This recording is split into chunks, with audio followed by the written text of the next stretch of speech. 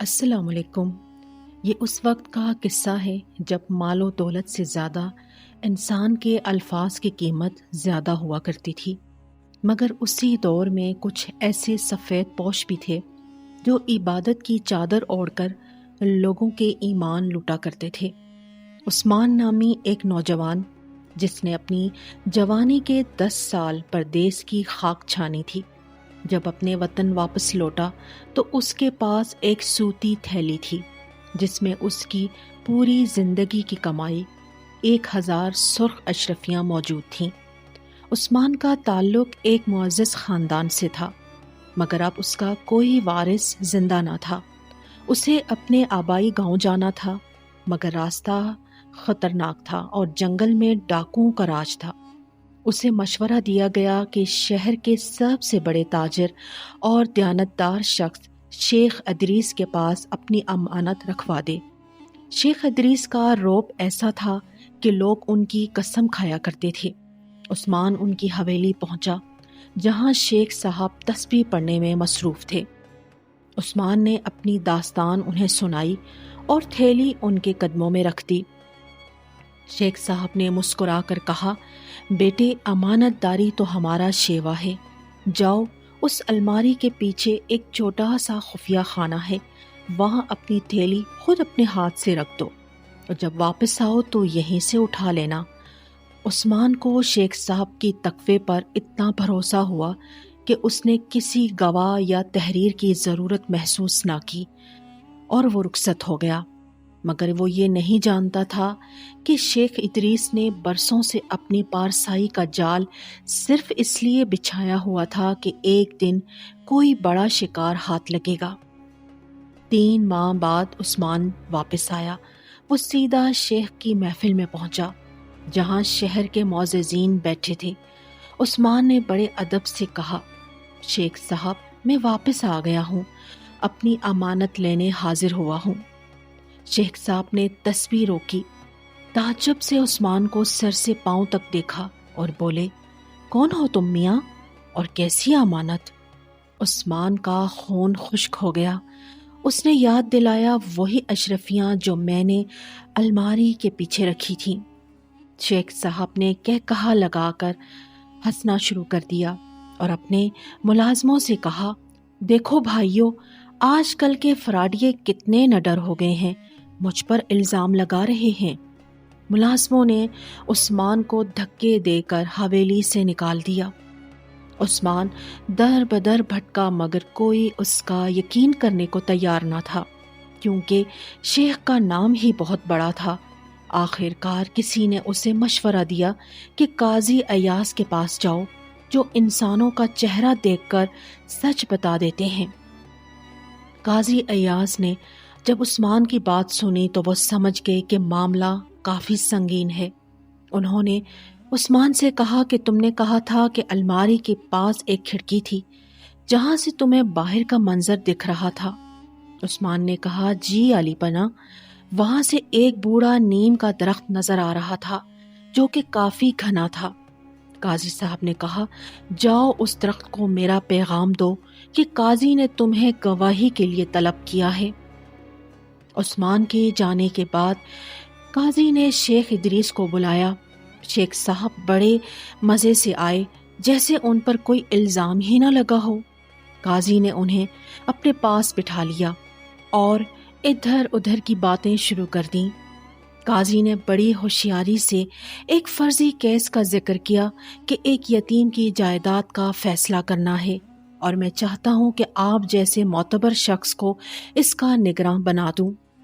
شیخ صاحب لالچ میں آ کر قاضی کی باتوں میں کھو گئے۔ کافی وقت گزر گیا، سورج ڈھلنے لگا۔ قاضی نے اچانک ماتھے پر ہاتھ رکھا اور کہا، اوہو، میں تو بھول ہی گیا، وہ نوجوان ابھی تک درخت کو لے کر کیوں نہیں آیا؟ شیخ صاحب، کیا وہ نیم کا درخت یہاں سے بہت دور ہے؟ شیخ صاحب جو قاضی کے اعتماد حاصل کرنے کی دھن میں تھے، فوراً بول اٹھے، جی علی جا، وہ تو شہر کے مغربی دروازے سے 2 میل ندی کے کنارے ہے، وہاں تک جانے اور آنے میں کم از کم 4 گھنٹے لگتے ہیں۔ یہ سن کر دربار میں اچانک خاموشی چھا گئی۔ قاضی کی آنکھوں میں چمک آ گئی۔ قاضی صاحب نے دھیرے سے کہا، شیخ صاحب، آپ نے تو کہا تھا کہ آپ اس لڑکے کو جانتے ہی نہیں اور نہ ہی آپ کی حویلی میں کوئی ایسا کمرہ ہے جہاں سے وہ درخت دکھتا ہو۔ پھر آپ کو اس کی صحیح لوکیشن اور وہاں تک پہنچنے کا وقت کیسے معلوم ہوا؟ شیخ ادریس کا رنگ زرد پڑ گیا، وہ پسینے میں شرابور ہو گیا۔ اس نے بھاگنے کی کوشش کی مگر سپاہیوں نے اسے جکڑ لیا۔ اسی وقت عثمان بھی تھکا ہارا واپس آ گیا اور رو رو کر کہنے لگا، عالیجا، درخت نے کوئی جواب نہیں دیا۔ قاضی صاحب مسکرا کر بولے، بیٹے، درخت دربار میں آ کر گواہی دے چکا ہے اور وہ گواہی تمہارے دشمن کی زبان سے نکلی ہے۔ جیسے ہی قاضی صاحب نے شیخ ادریس کی ماری ہوئی اشرفیاں برآمد کرنے کا حکم صادر کیا، شیخ کے چہرے پر ایک عجیب سی مسکراہٹ آ گئی۔ وہ جانتا تھا کہ قانون کی گرفت مضبوط ہے مگر اس کے پاس ایک آخری مہرہ باقی تھا۔ اس نے قاضی کے قریب جا کر دھیرے سے کہا، عالیجا، آپ نے مجھے پکڑ تو لیا مگر یاد رکھیں میں اکیلا نہیں ہوں۔ اگر میں ڈوبا تو اس شہر کے کئی بڑے نام بھی ساتھ ڈوبیں گے۔ قاضی ایاز نے اس کی دھمکی کو نظر انداز کر دیا، لیکن اسی رات ایک ہولناک واقعہ پیش آیا۔ عثمان جو اپنی اشرفیاں ملنے کی خوشی میں ایک سرائے میں ٹھہرا ہوا تھا، آدھی رات کو اچانک غائب ہو گیا۔ جب صبح ہوئی تو سرائے کے کمرے میں خون کے چھینٹے تھے اور عثمان کا کوئی بھی پتہ نہ تھا۔ پورے شہر میں کھلبلی مچ گئی۔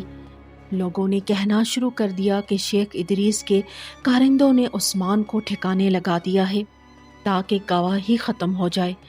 قاضی ایاز پر دباؤ بڑھنے لگا۔ شہر کے امیروں نے قاضی صاحب کو پیغام بھیجا کہ اگر عثمان نہیں ملا تو شیخ کو رہا کرنا پڑے گا کیونکہ الزام ثابت کرنے والا ہی موجود نہیں۔ قاضی صاحب نے اعلان کروا دیا کہ وہ 3 دن بعد اس کیس کا آخری فیصلہ سنائیں گے، چاہے عثمان ملے یا نہ ملے۔ ان 3 دنوں میں قاضی نے ایک عجیب کام کیا۔ انہوں نے شہر کے سب سے ماہر نقاش یعنی پینٹر کو بلایا اور اسے ایک بند کمرے میں قید کر دیا تاکہ وہ کچھ خاص تیار کر سکے۔ تیسرے دن دربار بھرا ہوا تھا۔ شیخ ادریس بڑی شان سے کٹہرے میں کھڑا تھا۔ اسے یقین تھا کہ عثمان مر چکا ہے اور وہ بچ جائے گا۔ قاضی صاحب نے دربار میں ایک بڑا پردہ ہٹایا۔ پردے کے پیچھے ایک قد آدم تصویر تھی جس میں وہی نیم کا درخت بنا ہوا تھا جس کے نیچے امانت دی گئی تھی، مگر اس تصویر میں ایک خاص بات تھی۔ درخت کی جڑوں کے پاس ایک انسانی ہاتھ زمین سے باہر نکلا ہوا دکھایا گیا تھا جس نے وہی اشرفیوں والی تھیلی تھامی ہوئی تھی۔ تصویر دیکھتے ہی شیخ ادریس کے ایک خاص ملازم کی چیخیں نکل گئیں اور وہ بے ہوش ہو کر گر پڑا۔ قاضی صاحب نے فوراً اسے ہوش میں لایا اور گرج کر پوچھا، تم کیوں ڈرے؟ کیا تم نے عثمان کو اسی درخت کے نیچے دفن کیا ہے؟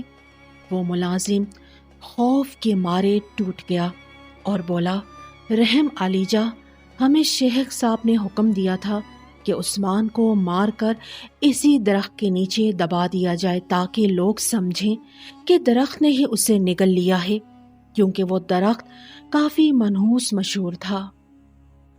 سپاہیوں کو حکم دیا گیا اور وہ فوراً اس درخت کی طرف دوڑے۔